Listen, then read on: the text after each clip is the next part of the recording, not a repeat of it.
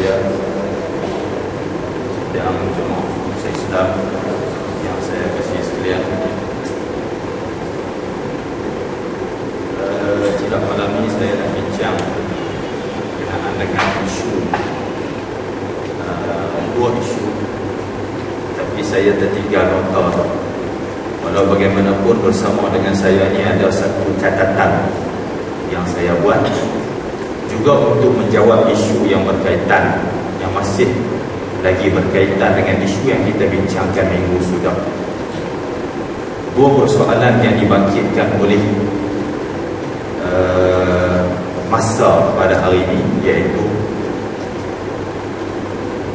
sekiranya Islam ini bersumberkan daripada satu sumber, sumbernya sama, Al-Quran, Sunnah, Ijma', Qiyas, kenapakah ada banyak pendapat?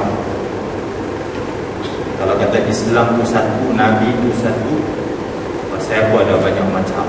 Itu satu persoalan.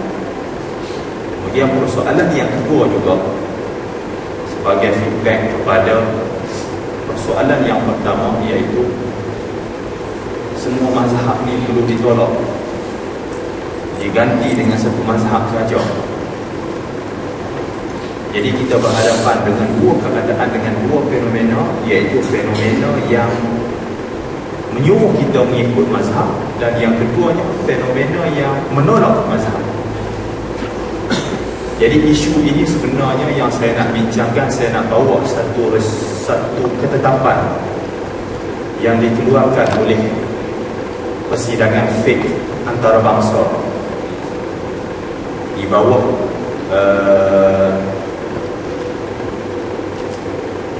Muslim World League, Liga Dunia Islam, yang ditandatangani oleh 17 orang pakar di seluruh dunia, termasuk ketua majma' tersebut, akademi tersebut, iaitu Syekh Abdul Aziz bin Baz, Mufti Kerajaan Mekah, yang orang kata Wahabi, orang kata, bukan kita kata.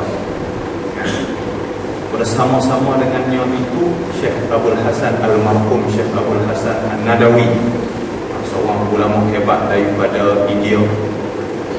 Kemudian Syekh Ahmad Az-Zarqa, ulama hebat, tokoh ulama fikih hebat daripada Jordan. Syekh Saleh Abdullah Ibn Fauzan, seorang ulama Majlis Fatwa Saudi.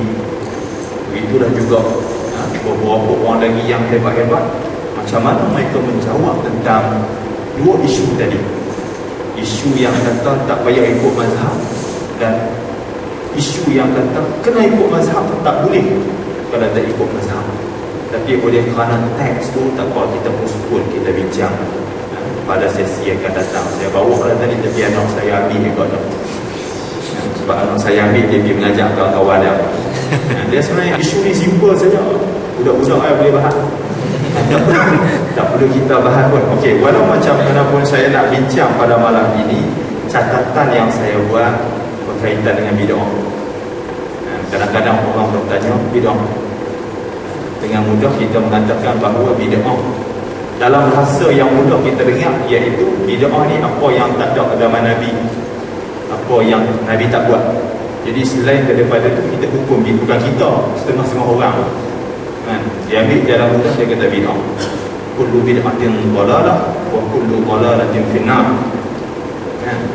Setiap benda yang bid'ah itu sesat, dan benda yang sesat itu akan berakhir, maknanya masuk neraka. Itu dia. Maknanya kalau zaman Nabi dulu kita bersugi, kita pakai kayu haram, tiba-tiba hari ini kita kumur pakai listrin, masuk neraka. Itu dia. Macam mana kita nak buat? Jadi benda-benda macam itulah kan, isu yang dibangkitkan orang bertanya pasal tahlil kan. Pelajar-pelajar tak ada masalah, sebab hampa ada pilihan, tak pergi tahlil tak apa, nak buat tahlil tak apa. Lagi satu, kalau hampa mati pun bukan hampa yang tahlilkan diri hampa, jadi orang lain yang turun tahlil, baca Yasin malam Jumaat kan, benda-benda, kemudian baca kunut. Jadi persoalan-persoalan ini dikatakan sebagai bid'ah. Malangnya setengah-setengah belajar, terutamanya yang mungkin berguru tak banyak dengar daripada satu pihak, jadi terus berpegang kepada pandangan ini dengan mewar-warkan ke sana sini, exaggerate sana sini, mengatakan ini bid'ah, kita tak boleh buat. Sedangkan daripada zaman datuk nenek moyang kita dulu baca tahlil lah, kunut lah, kan? Lepas bagi salam tu wiri. Jadi adakah itu bid'ah? Bid'ah buat dia sekanlah lepas bagi salam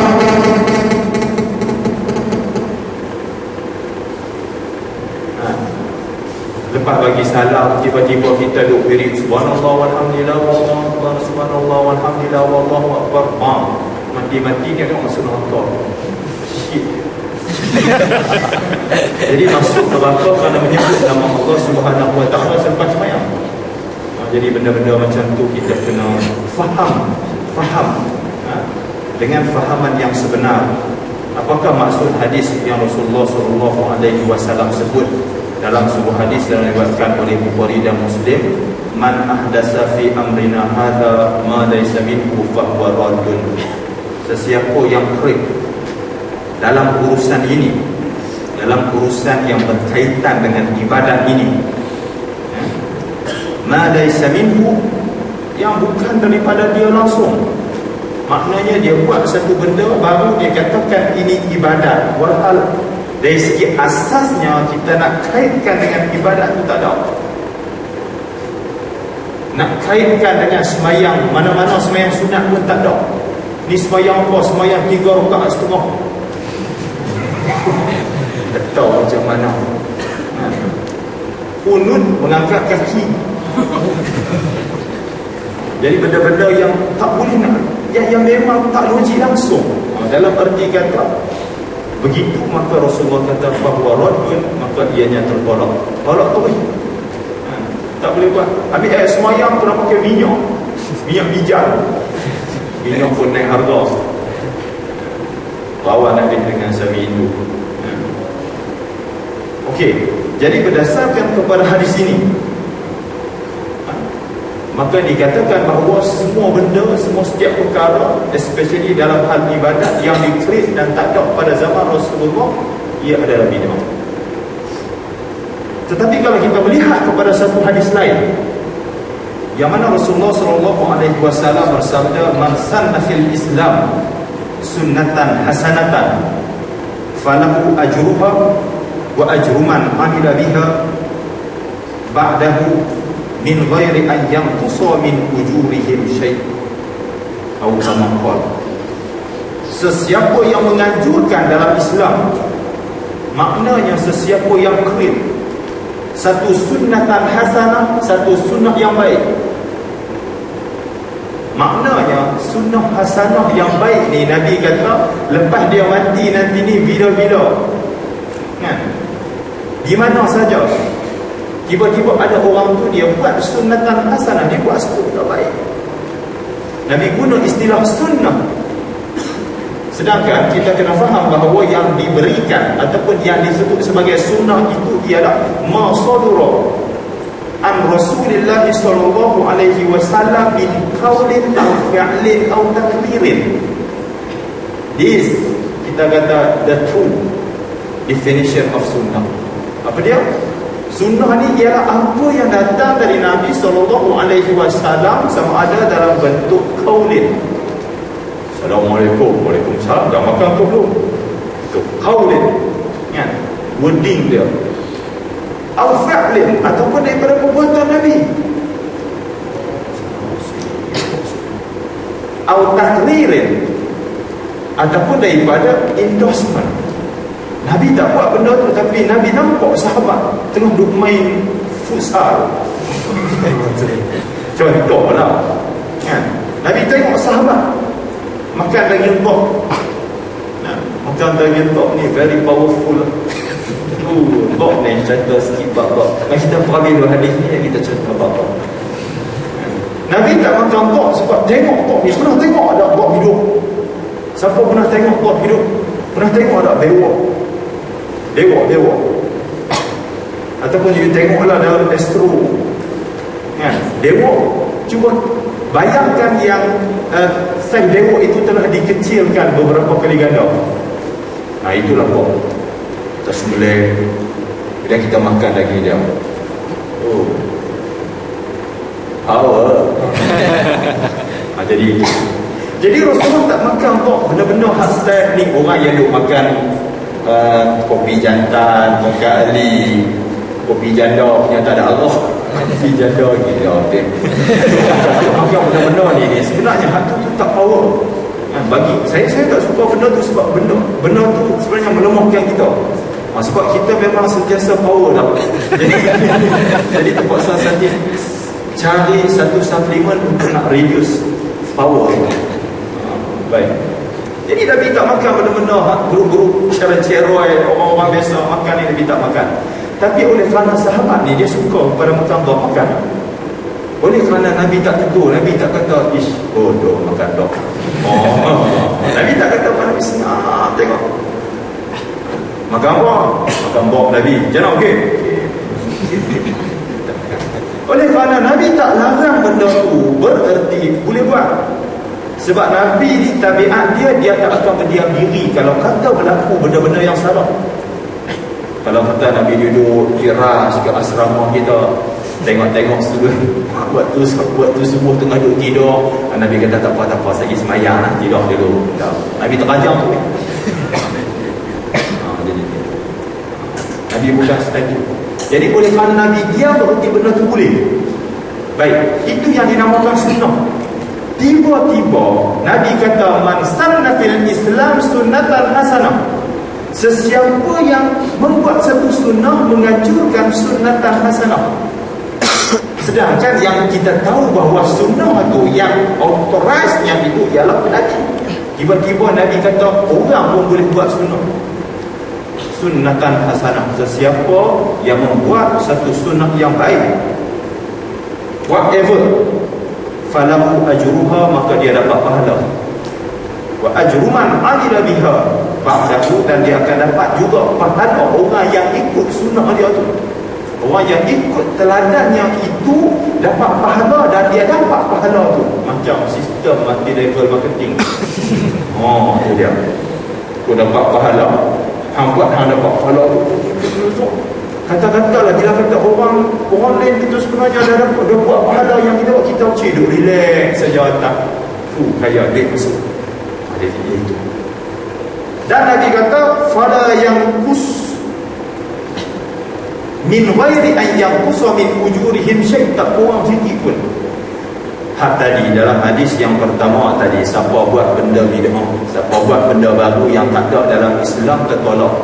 Hak ni Nabi kata siapa buat benda baik, walaupun Nabi tak buat zaman dia, dapat pahala. Apa benda baik? Agak-agak kita lah zaman kita ni, benda baik yang kita buat yang tak ada zaman Nabi. Apa dia?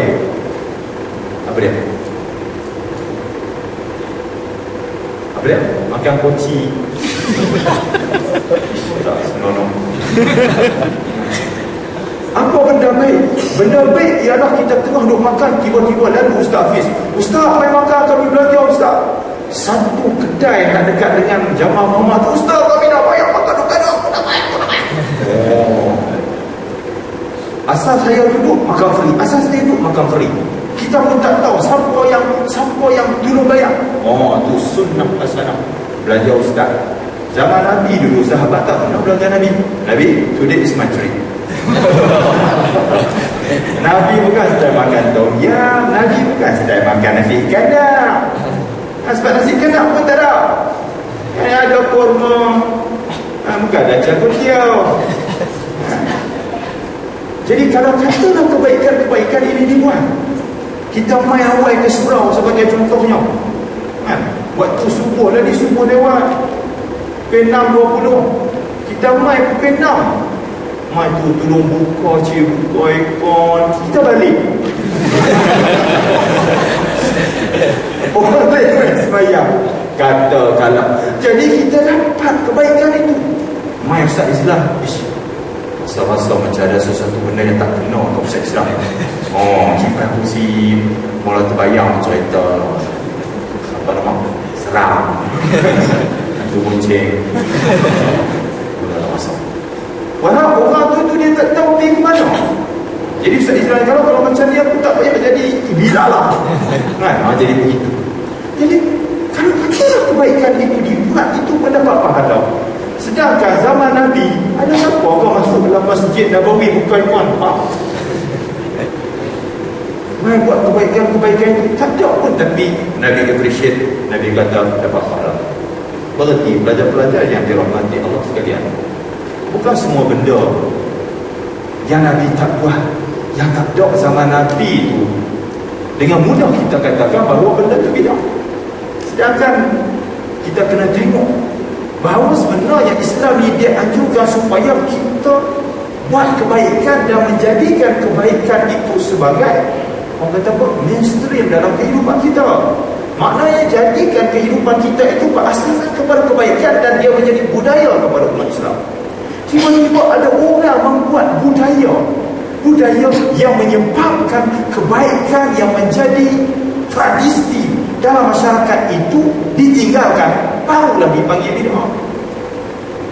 Dalam keadaan masyarakat membaca Al-Quran di Madinah, baca Al-Quran, sembahyang tahajud gini, tiba-tiba kita buat satu budaya, kita kata ni apa ni, baca daripada isyak sampai ke subuh tak boleh baca. Dengan disebabkan itu menyebabkan orang tak baca Quran, jadi barulah jadi bid'ah. Sebab dengan adanya benda baru ini, kita mengajak orang daripada melakukan kebaikan itu berhenti pergi kepada kejahatan. Itu yang dimaksudkan bahawa rodun. Tetapi kalau kata misalnya orang tu tak boleh baca Al-Quran, baca Al-Quran tak erti, nak wirid lepas sembahyang pun 20 tahun duduk sembahyang pun apa? Inna a'tainakal kautsar. Sampai kebangga dia pun bosan lah. Walau di amin. Tak apa baca. Qul huwallahu ahad, Allahu samad, lam yalid wa lam yulad wa lam yakul lahu kufuwan ahad. Allahu akbar. Tension tau. Lepas tu sat lagi rakaat kedua baca inna a'tainakal kautsar. Lepas tu sat lagi insya. Rakaat pertama baca inna a'tainaka dulu. Lepas tu baca qul huwallahu ulang tu tapi tak berani baca kuliah. Sebab apa? Sebab confused. La ta'budu ma ta'budun wala antum a'buduna ma a'bud pula ana a'budu ma ta'budun wala antum. Bila nak habis. Saya sampai lah ni takut nak baca surah Al-Kafirun, sebab tu baca ayat atas. Sebab kalau lupa pun orang tak tahu. Ini sampai la ta'budu ma ta'budun wala antum a'buduna ma a'bud. Imam makmum aduk belakang. Tahu aku kuliah ni aku rasa 2 baring setengah, tapi imam ni baca ni dekat-dekat semuka dah ni. Kan? Tak boleh baca, boleh hantu saja. Lepas tu mainlah ke masjid, mainlah ke surau. Orang pun kata jom kita baca Yasin. Bila? Malam Jumaat. Jadi dalam Al-Quran tu dia tak boleh. Dia cuma tahu qul huwallahu, dia cuma tahu inna a'tainakal kautsar. Celah-celah tu Yasin. Tu pun sebab dia baca malam Jumaat. Memanglah zaman Nabi tak baca Yasin malam Jumaat. Sebab sahabat-sahabat dulu 3 hari Abdullah bin Mas'ud khatam satu Quran. Yang kita ni duk babi babu. Iqra 1 sampai Iqra 6 duk tahu hala lagi. Baca Quran pula baca hak tulisnya bukan innal ladzi harap INNALL AZI inna manu. Dalam keadaan seperti itu mereka ini hanya membaca Yasin pada malam Jumaat. Tiba-tiba kita kata baca Yasin malam Jumaat bid'ah. Yang bid'ah tu baca Yasin ke malam Jumaat ke tak baca ke. So apa yang bid'ah ni? Kita tanya balik. Baca Yasin tu bagus ke tak bagus? Siapa kata baca Al-Quran tu tak bagus? Bagi kita pelajar-pelajar UiTM tak apa, sebab kita level kita ni memang tak baca Quran lah. Level kita duduk baca kitab Veda apa semua. Tapi bagi pakcik-pakcik kita hak kampung hak buka Quran ni kau mana ni nak baca ni? Kami pun tak tahu. Tak tahu. Yasin pun nasib baik dia kena Yasin. Yasin tulah Quran, Quran tulah Yasin. Itu saja dia tahu selain daripada qul huwallah dan inna bainakal wasal.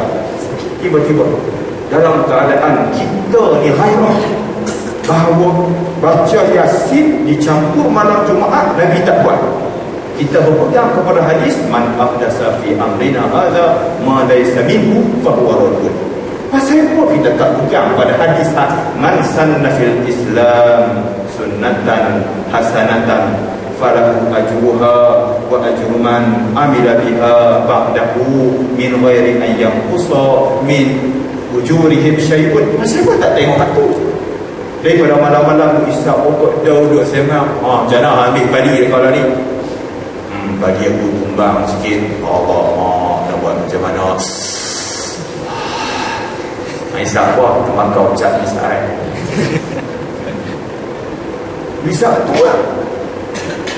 Tiba-tiba main semayang tu, main duduk baca. Bolehlah juga.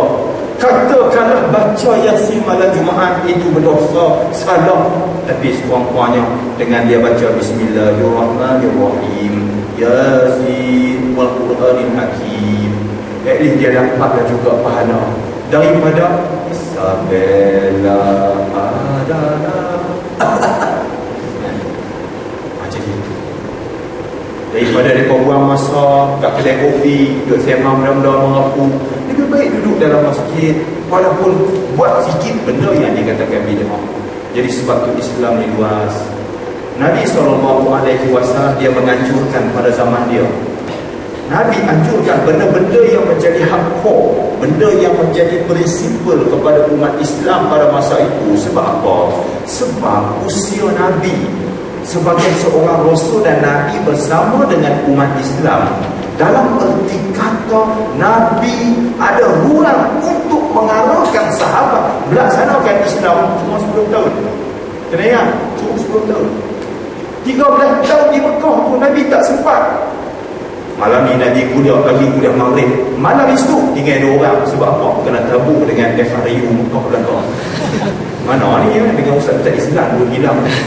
Pernah tangkap dengan Abu Jahal, Abu Lahab. Nabi ngajak seorang-seorang. Nabi buat lawak, Nabi yang gelap, Nabi yang tanya, Nabi yang jawab. Jadi tak ada banyak benda yang Nabi boleh buat semasa di Mekah. Dia berhijrah ke Madinah 10 tahun saja. 10 tahun hampa ngaji kat UiTM 3 tahun. Main tambah setahun lagi, main sampai 12 semester. Sampai ke peringkat UiTM nak tutup dan tidak habis. Saat saja kita fikir-fikir, ya Allah duduk kat UiTM tak lama, 4 tahun dia pergi buat degree 6 tahun. Gede. Ya Allah, kejap je dah 8 tahun dah. Saat saja. Dalam tempoh yang terhad itulah Nabi SAW dia mengajar para sahabat ini bagi benda-benda yang prinsipal, bagi hak subjek core.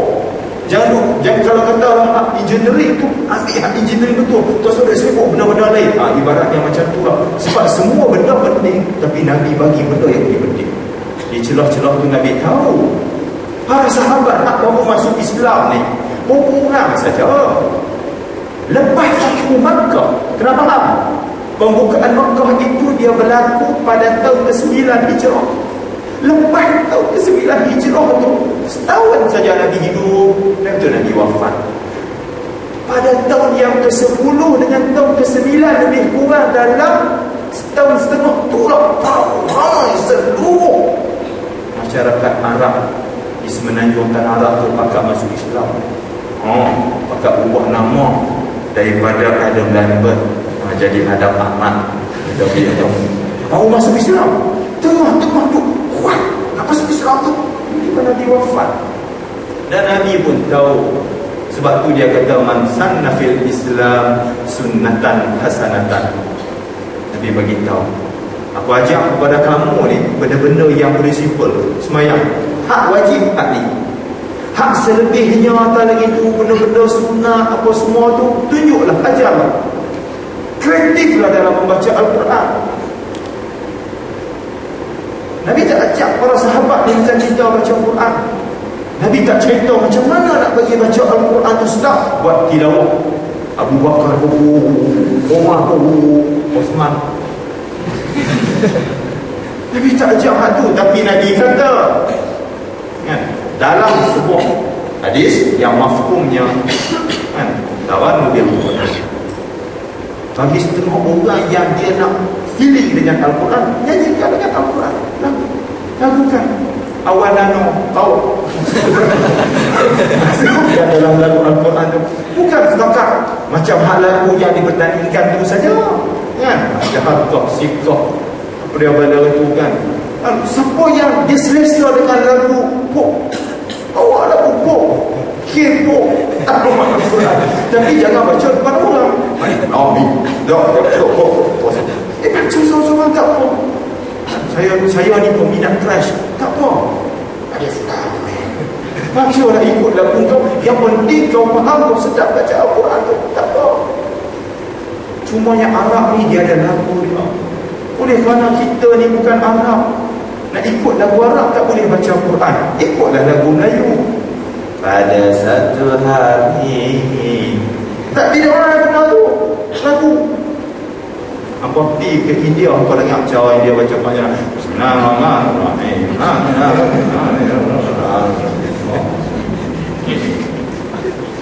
Dia bagi dia sedap tak sampai dah. Yang kita ni bila lupa. Jadi itu.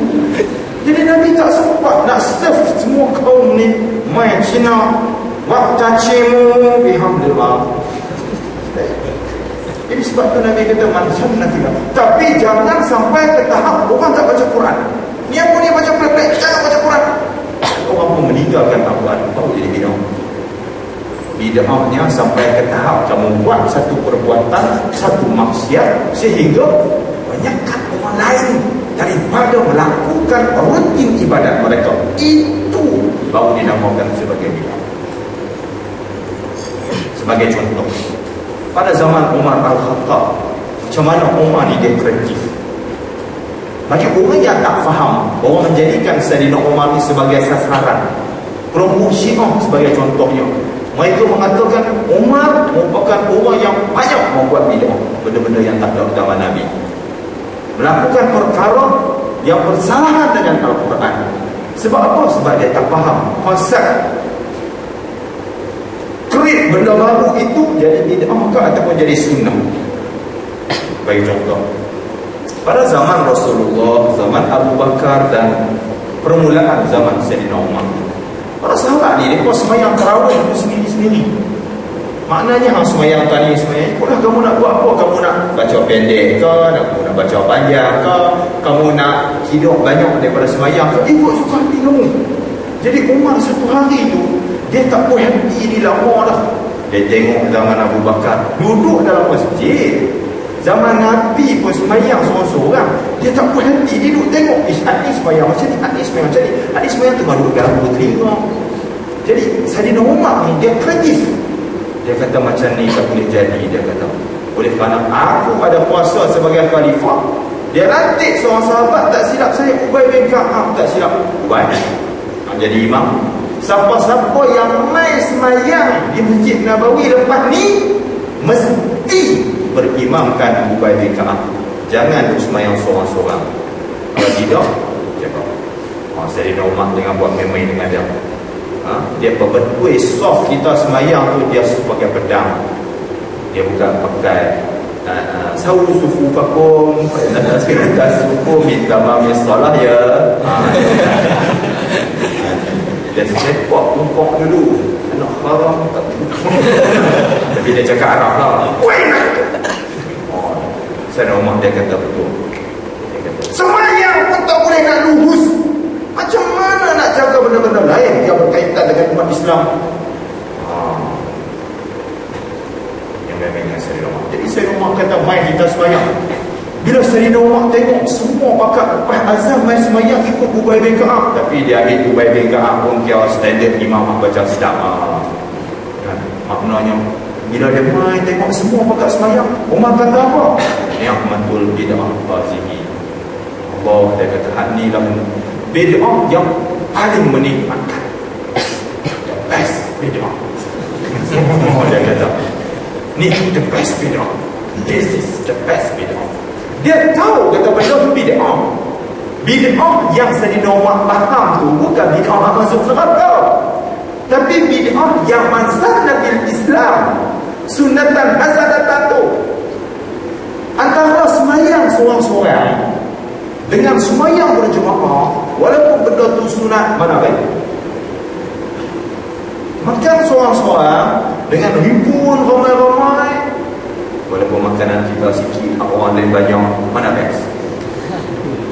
Kita cok pisang, orang lain roti john, cik kita buat tak nampak, cok pisang kita ambil roti john,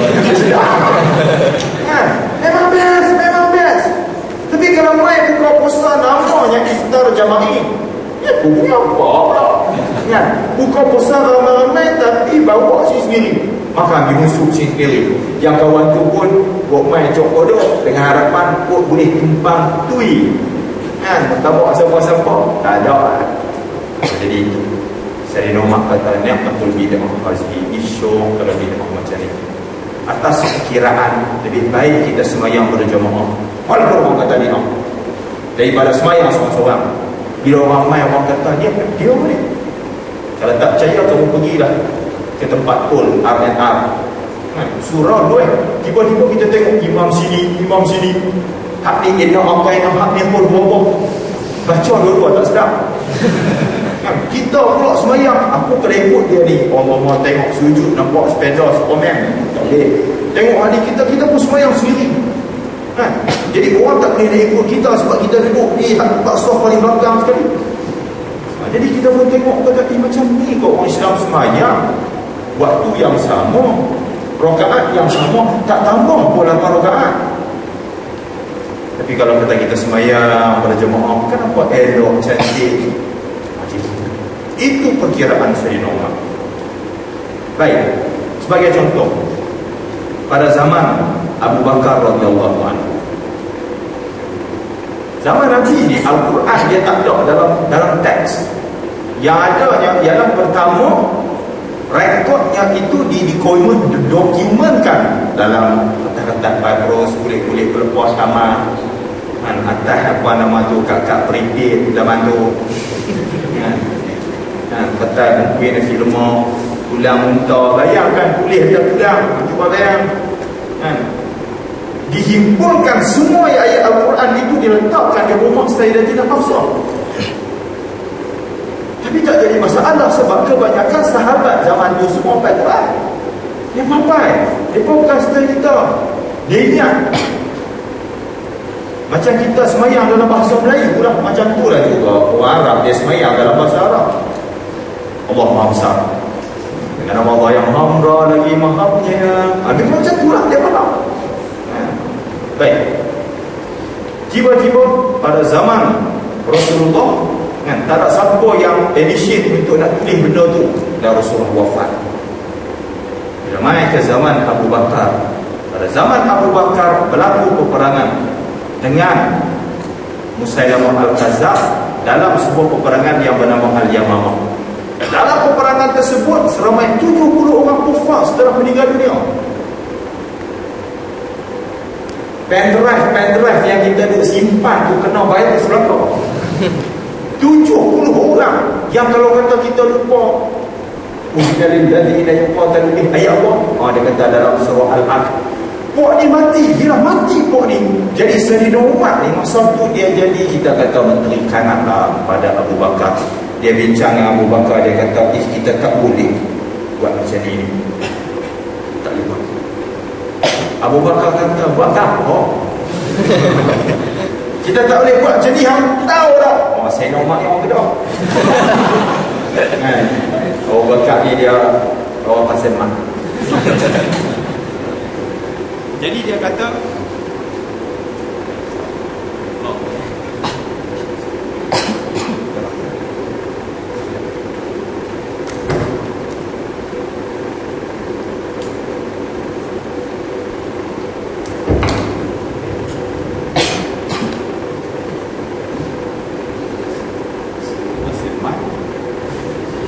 dengan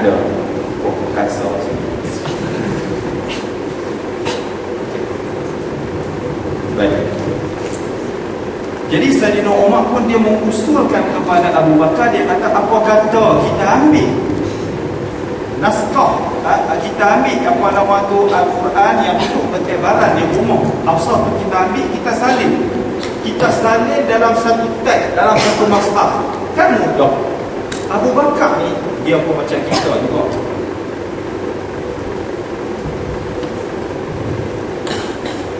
Dia pun macam kita juga. Dia takut, dia kata amu tak saya amu tak saya tak boleh, Nabi tak buat. Abu Umar kata walaupun Nabi tak buat, tapi benda ni baik tak? Baik. Is it true? Betul tak? Ya.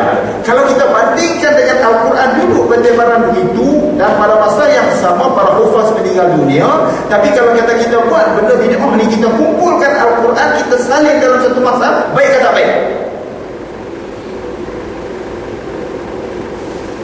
Tak tahu nak bayar apa.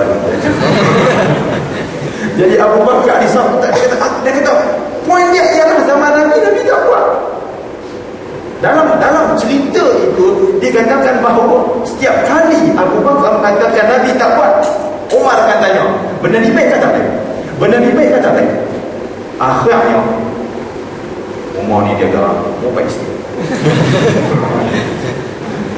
Lepas ni kalau katalah berlaku peperangan, habis dia karau semua apa-apa hufaz Al-Quran ni, tak ada siapa dah yang hafal Quran ni yang akan bertanggungjawab. Abu Bakar kata, okey, proceed. Dia katalah disalin semua Al-Quran itu dalam satu mushaf. Umar kata, ni'matul bid'ah hazihi, this a great bid'ah. Wow, settle. Dan Al-Quran yang kita baca ni sebenarnya hasil daripada bid'ah itulah yang dilakukan oleh Sayyidina Umar. Jadi sebab tu bila kata kita check balik, kita tengok balik, yang Nabi tak buat, tak ada pada zaman Nabi, tapi dibuat atas kapasiti bid'ah.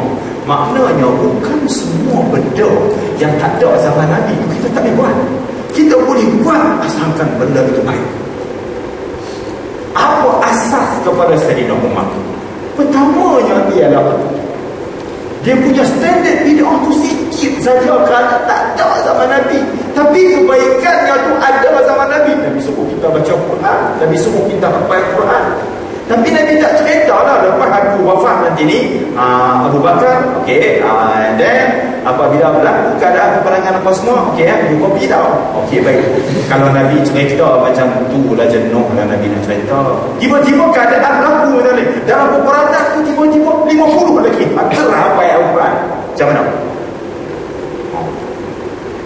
Ada kaedah pegang kepala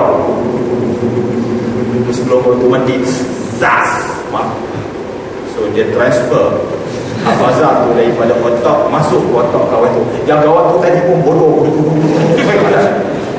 Innal ladina amanu wa amilus Allah tak buat benda macam tu sebab apa? Allah nak suruh.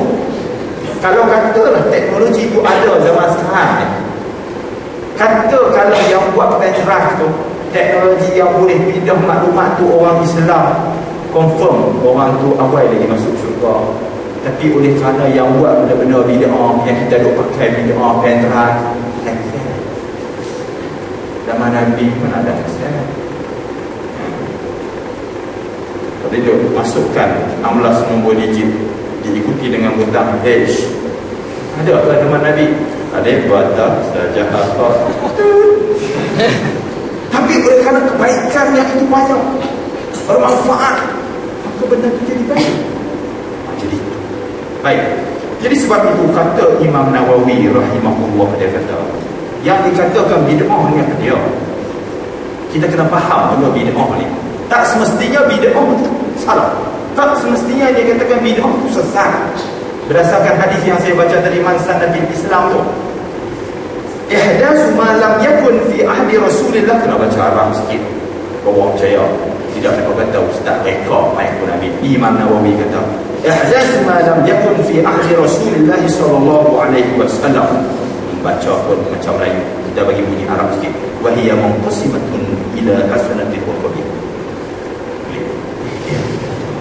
Kata Imam Nawawi, dia kata bid'ah Jangan judge lagi. Jangan judge lagi dia salah ataupun betul nanti. Iaitu kita membuat benda yang tak ada pada zaman Rasulullah SAW. Wahia munqasimatun, dan dia terbahagi kepada hasanah, kepada baik, wa qabihah, dan tak baik, berdasarkan dua hadis tadi. Memang zaman Nabi tak ada, tapi bila kata kita buat kemudian kita tengok benda tu baik ke, benda tu tak baik. Seorang lagi ulama yang disebut sebagai Sultanul Ulama, Izzuddin Abdul Salam. Syekh Izzuddin Abdul Salam, seorang ulama hebat yang disebut sebagai Sultanul Ulama. Maknanya dalam kalangan sultan ni, tak pernah kita dengar dalam kalangan ulama ni ada duli yang maha mulia. Duli yang maha mulia Sultanul Ulama Hafiz. Tak pernah orang tak guna. Dan bukan dia sendiri yang create Sultanul Ulama tu pada diri dia. Bukan supaya nama dia Syah Jazli, Syah Jazal, Syah Babala kan, Syah Jahan, Syah Ruhan. Bukan dia sendiri yang buh nama. Ini orang yang buh nama. Buh nama dia Sultanul Ulama, iaitu Izzuddin Abdul Salam. Bila disebut sebagai Izzuddin Abdul Salam Sultanul Ulama, you have to understand that dia punya wording dia, statement dia very excellent. Kenapa nama tu? Dalam mengaji kitab fikih, dalam memahami sejarah ataupun hukum Islam ni, kena tahu level ulama tu siapa yang kata. Jangan dulu berpegang pada satu-satu pendapat kita gini. Itu Izzuddin Abdul Salam. You know siapa itu Izzuddin Abdul Salam? Compare dengan guru you. Jadi sebab tu dia sebut Izzuddin Abdul Salam Sultanul Ulama, orang terima dia punya pandangan dia. Jadi Izzuddin Abdul Salam dia kata, al-bid'ah munqasimatun ila wajibah. Bid'ah yang kita jangan letak hukum lagi ni, iaitu benda baru ni, dia terbahagi kepada wajib. Ada bid'ah yang wajib. Datang ke kuliah wajib tak? Mana ada dalam Al-Quran kena datang kuliah pukul 8. Tak apa, hampa tak main lupa. Baik. Wa muharramatin, ada yang haram, bid'ah yang haram. Wa mandubatin, dan ada bid'ah yang mandubah, disunatkan. Wa makruhah, ada yang tidak digalakkan, makruhah ini dikeji. Wa mubah, ada yang harus. Okey, orang akan kata kalau dah sebut bid'ah itu haram lah. Nanti sebab ada bid'ah yang wajib. Maknanya Izzuddin Abdul Salam dia nak bagi tahu kepada kita bahawa macam yang saya buat conclusion tadi itu, zaman orang ramai baru masuk Islam tu sebenarnya bila tahun ke-9 dengan tahun ke-10 Hijrah. Apabila orang Islam, tentera Islam menguasai Mekah, Nabi cuma ada masa left time cuma setahun setengah bersama dengan umat Islam seluruh Jazirah Arab, setahun setengah. Kemudian Nabi wafat. You kena faham yang Nabi tak sempat nak cerita semua. Nabi bagi tahu benda-benda very fundamental, benda essential. Dan Nabi anjurkan daripada hak benda-benda essential ini kamu kembangkan sebagai kebaikan. Baca Quran. Nabi sebut dalam sebuah hadis, mungkin hadis ini taklah mutawatir. Setiap benda itu ada hati, dan hati Al-Quran itu Yasin. Bila Nabi sebut macam tu sebagai contoh, berhenti bacalah Yasin. Kita nak kenal manusia, kita kenal hati budi dia, betul tak? Tengok muka, tapi kita kena tengok hati dia. Hati dia baik, bahawa orang ni baik, walaupun tak orang handsome. Tengok hati budi dia baik, muka handsome, ready. Jadi tiba-tiba ulama kita dulu dia fikir, atau dia fikir tutup guru dulu, zaman dulu dia fikir. Saya tak defend semua tutup guru bodoh, tapi oleh kerana dia nak jadi benda tu satu amalan tu, orang kata baca Yasin malam Jumaat ni bid'ah. Nanti dulu bila melihat masyarakat zaman Melayu dulu tu, zaman Melayu, zaman masa nama pun nama Hulu, Jalak, Pelangi, Komeng, apa bala lagi apa, Jati, Dara, Ayu, 12. Dalam keadaan nama macam ni dia ni duduk di rumah pakai opor kan, jamu.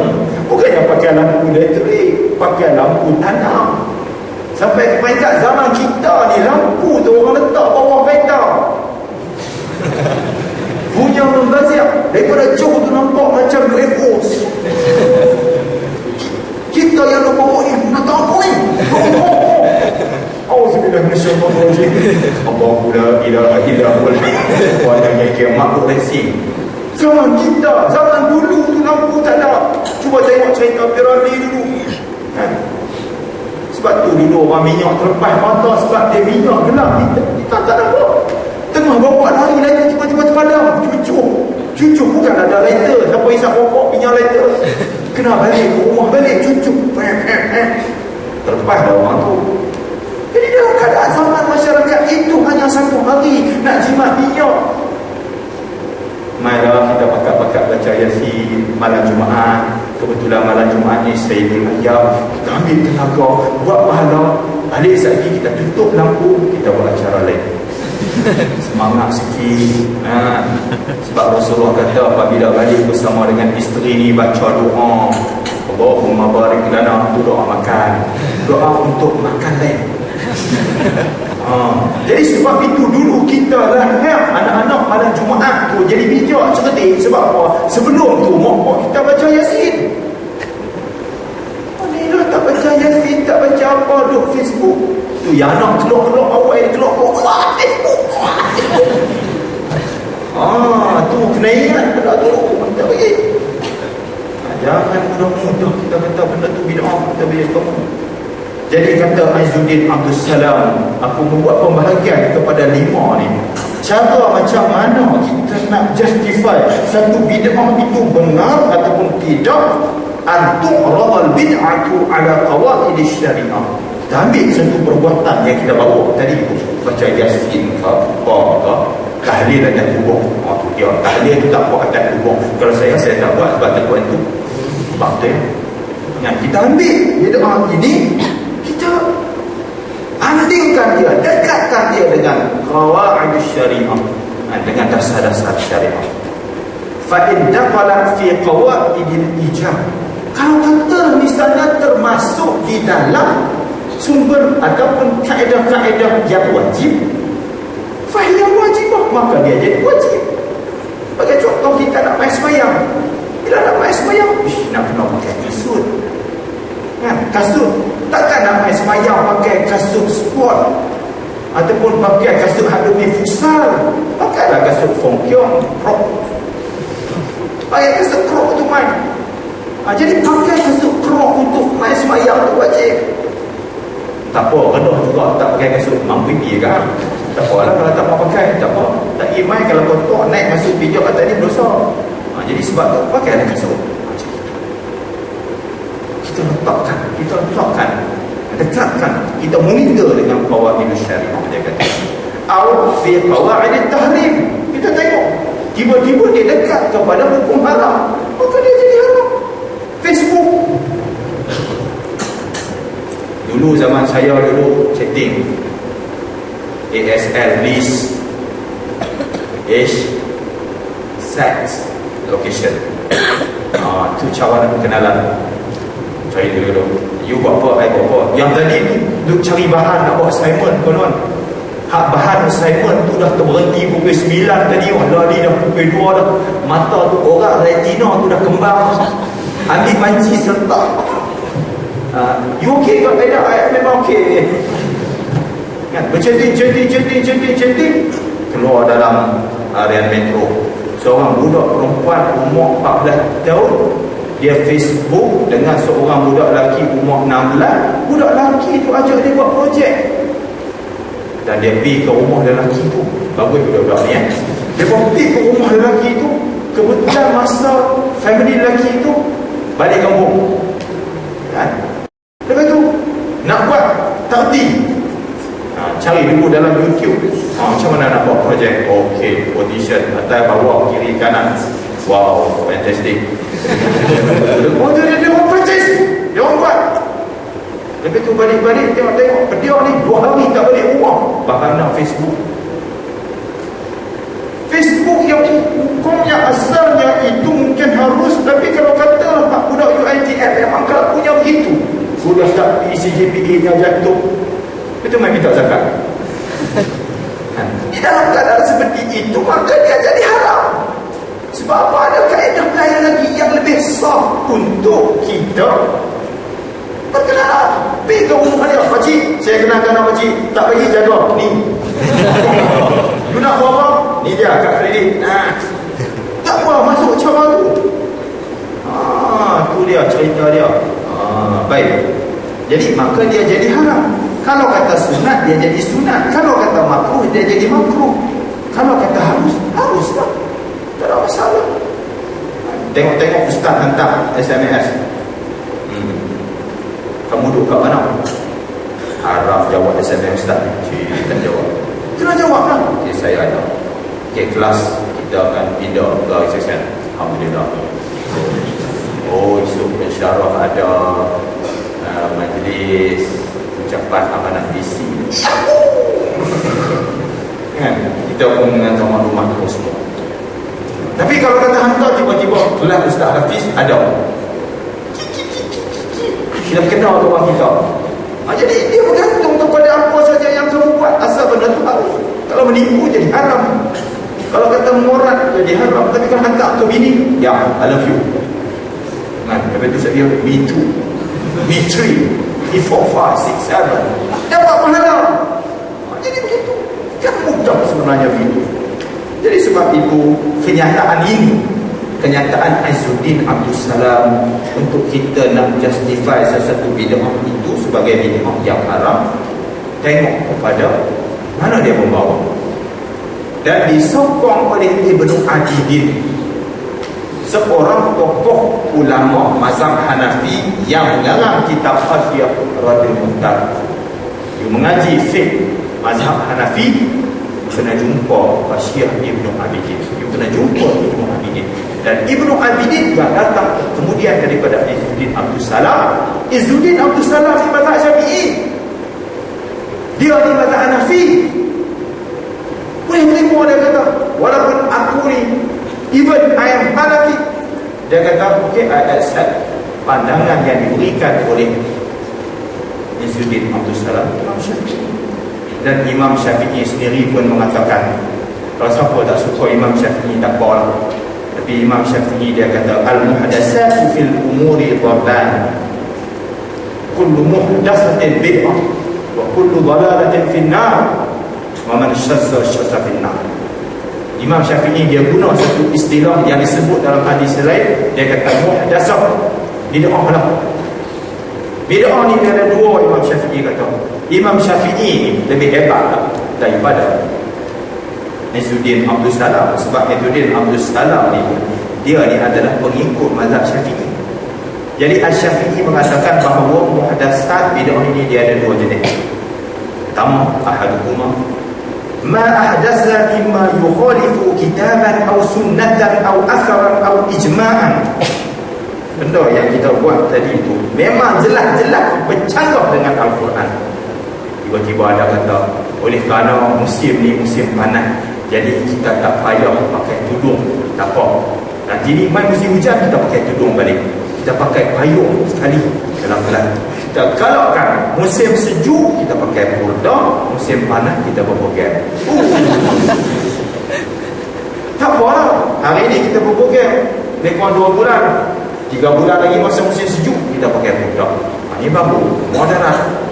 Dunia pun nak, syurga pun nak, neraka pun nak, kena rasa juga. Kalau kata terang-terang bercanggah dengan Al-Quran, bercanggah dengan hadis, bercanggah dengan ijma' ulama. Ijma' mengatakan bahawa sembahyang duha itu sunat. Tiba-tiba kita rajin, ketua situ mengatakan mana-mana pelajar yang tak sembahyang duha jangan masuk kelas saya, confirm fail. Dia buat satu peraturan yang bercanggah dengan ijma'. Benda sunat dijadikan wajib. Student perempuan kena pakai itu, kena pakai markah, tutup habis, mata tak nampak apa, habis tu nampak apa, jalanlah suka dia. Macam mana kami nak sesi tak apa, tutup muka, seksi di dalam. Ya, yang syarak bagi boleh buka muka, tangan, dan satu pendapat itu kata tapak kaki pun tak apa. Kan? Sebab benda-benda yang boleh buka misalnya tak seksi. Tengok kuku ketuan kat kaki takkan naik nafsu pun. Kalau naik nafsu juga, yang problemnya bukan kita orang tu. Tengok kaki, tengok kawan tu cekam. Tengok cekam kau mata tu macam tu apa ni. Pelik lah tu. Okey. Baik. Kalau kata nak bercanggah benda ni jelas, jadi dia kata fahadihi ad-dalalah. Ni baru orang sebut sebagai bid'ah dalalah. Yang kata bid'ah sesat masuk neraka ni. Wasani yang dia kata yang kedua, ma ahdasa minal khair, iaitu benda baru yang dibuat. La khilafa fihi liwahidin min hadha wa hadhihi muhdatsatun ghairu madhmumatin. Kalau kata dengan Al-Quran pun dah, pegang Al-Quran tu, pegang, cium. Nah, orang buat itu kan. Kalau dengan handset tengok gambar awet pun takkan Al-Quran. Kalau Allah ni kita nak buat macam ni, berjumpa mata tu, pelik kan. Baca Quran naik nafsu, pelik. Tapi kalau baca Quran sedih, keluar ayat mata Doraemon,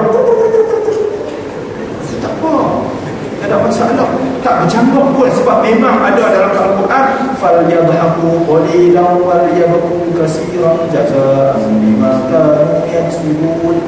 Memang Allah suruh kita hijau banyak, orang akan ketawa. Pegang Quran, kelakar lah Quran ni. Baca apa kelakar.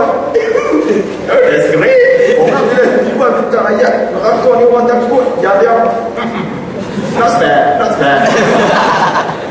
Kalau macam tu baru bid'ah.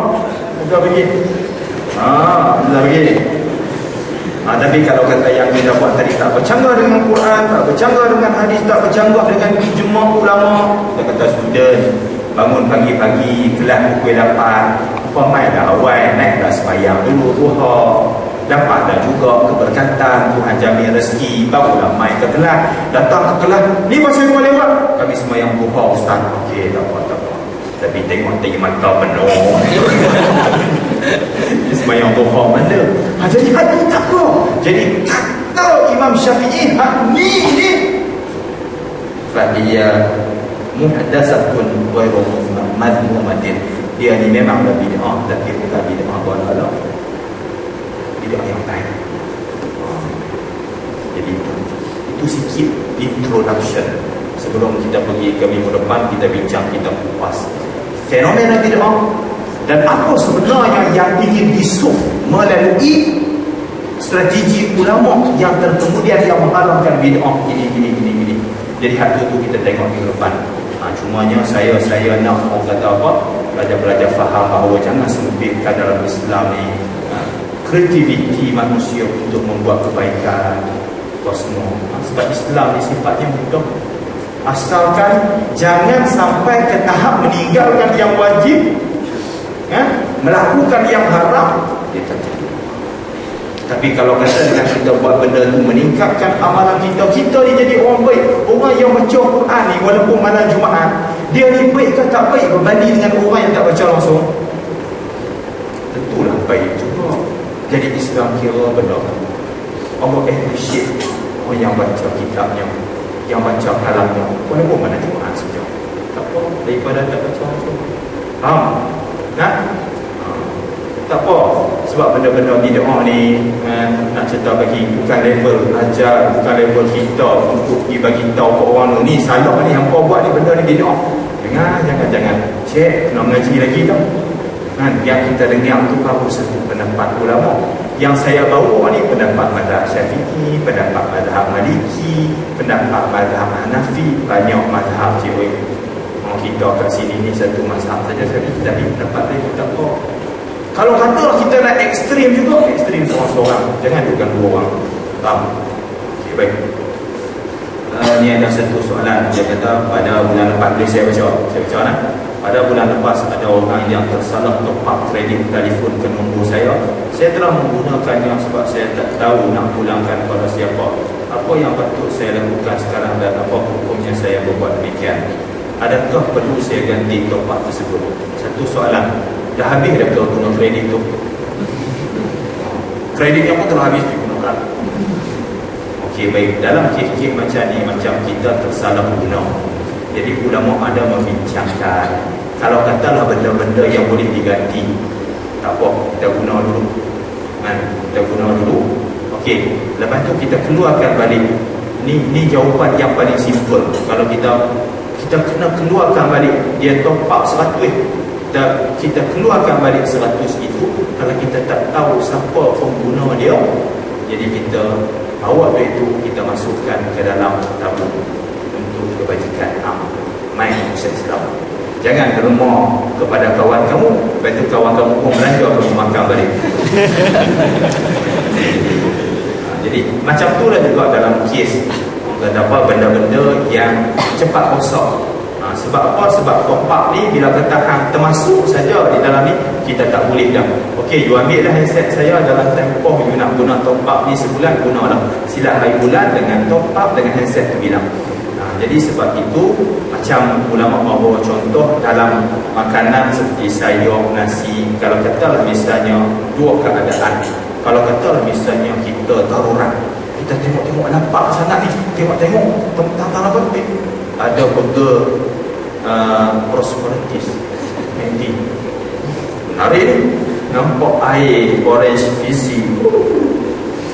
Okay, kita bandul dulu, kita baca doa, lepas tu kita ganti balik. Tiba-tiba tuan dia main kata, mangkuk mana yang ambil ni? Kita pun tak apa-apa, kita bayar balik. Kita bayar balik. Jadi itu sayur apa semua. Tapi kalau tiba-tiba kita nampak depan kita ada kereta Mercedes, kita tak boleh ambil. Sebab benda tu dia satu lagi, pertamanya dia di cover oleh insurans, dan yang keduanya dia benda yang lambat rosak. Jadi kita tak boleh ambil. Duit ke jatuh tantu, buku ke, orang ke.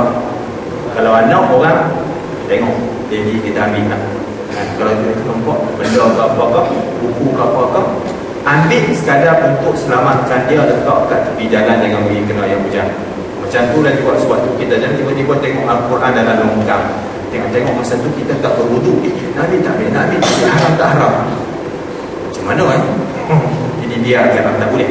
Kita kena ambil walaupun kita tak berwuduk. Jadi dalam kes ni, pakailah. Kalau hang simpan pun nanti ni dia akan expire. So pakai kaedah dia, lepas tu ganti balik. Kaedah cara macam mana nak cari si bangang yang tersilap yang tersilap masuk kepada kamu tu, carilah macam mana hak tu terpulang kepada kewarasan kita. Buatlah iklan, letak kat kios tu ke apa ke, letak kat sini. Okey, siapa-siapa yang agak-agak bodoh yang tersilap saya tu, sila jumpa saya akan bayar balik. Boleh kita buat macam tu. Kalau rasa benda tu menyusahkan, sebab student UiTM ni memang tak baca. Sebab kalau tulis orang kata apa-apa kenyataan pun memang tak baca. Jadi dia relax, cool and steady. Jadi ambil duit tu, bagilah. Kita kata kita tabung pusat Islam ataupun derma anak yatim mana-mana. Okey, Allahu a'lam. Okey, ada soalan apa?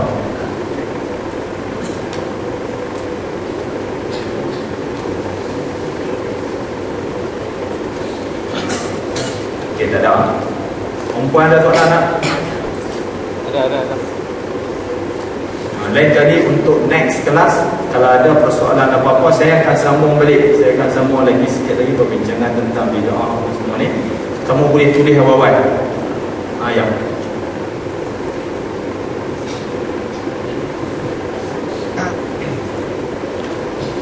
Ada mic.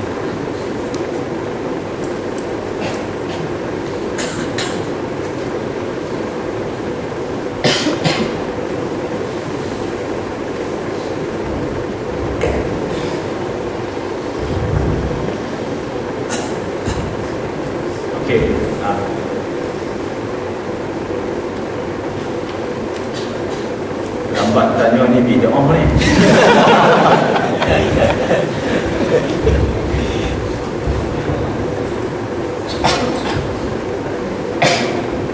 Bismillahirrahmanirrahim. Tak tahu Ya. hadis dua yang Ustaz sebutkan tadi itu riwayat siapa? Hadis yang kedua saya bacakan tadi itu diriwayatkan oleh Imam Muslim. Imam Muslim. Dan kedua-dua hadis ni sama kuat. Okey ya. Baik. Okey. So lain kali kalau ada apa-apa tulis awal-awal. Siapa yang tulis lambat tu tidak. Okey, jadi apa yang baik itu datang dari Allah Subhanahu Wa Taala, yang tersilap itu berlaku bukan dengan kehendak kita. Jadi sekadar Tuhan nak menunjukkan bahawa sebenarnya kita ni lemah dan kita tak tahu semua benda. Aku qauli hadza wa astaghfirullahal azim li wa lakum. Assalamualaikum warahmatullahi wabarakatuh.